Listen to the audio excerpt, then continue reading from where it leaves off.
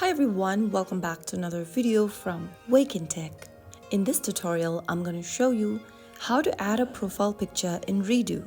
If you want to personalize your Reado profile, then adding a profile picture is a great way to start. First of all, launch open your Reado application on your device and log into your account if necessary.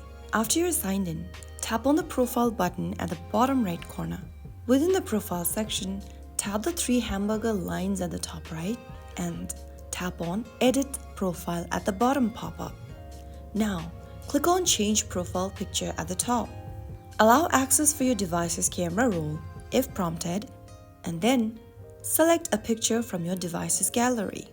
After choosing a photo, click on Choose at the bottom right, but don't forget to adjust the picture within the frame.